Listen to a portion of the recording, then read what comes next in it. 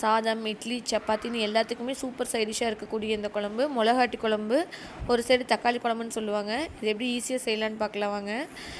வடை சட்டியில் எண்ணெய் ஊற்றி அது கடுகு போட்டு கடுகு நல்லா பொரிஞ்சோடனே அதில் பட்டை, கிராம்பு, ஏலக்காய் இது 3 போட்டுக்கலாம்.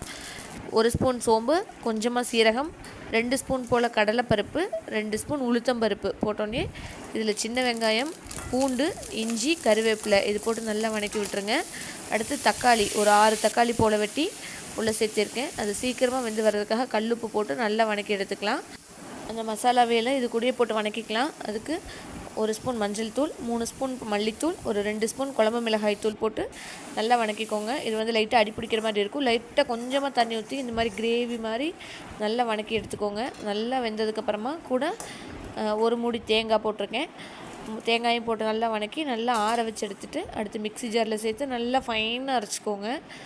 அதே பேனை அடுப்பில் வச்சு அதில் கடலை எண்ணெய், கடுகு போட்டு தாளிச்சோடனே அரைச்சி வச்சுருக்க பேஸ்ட்டை உள்ளே ஊற்றி நல்லா வணக்கிட்டு உங்களுக்கு எவ்வளோ தண்ணி கன்சிஸ்டன்சி வேணுமோ கொஞ்சமாக மிக்ஸி அலசி தண்ணி சேர்த்துக்கோங்க. நல்லா கலந்துட்டு உப்பு காரம்லாம் பார்த்துக்கோங்க. அகைன் நல்லா கொதி வந்ததுக்கப்புறமா அதில் ஒரு கை மல்லித்தலை போட்டு இறக்கிட்டிங்கன்னா சூப்பராக இருக்கும். இதுக்கு சுட சுட இட்லி ஊற்றினேன்.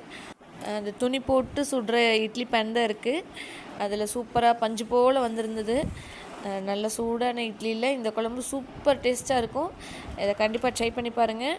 கண்டிப்பாக எல்லாருக்குமே ரொம்ப பிடிக்கும். இதை ட்ரை பண்ணிட்டு எப்படி இருக்குன்னு சொல்லுங்கள். பாய்.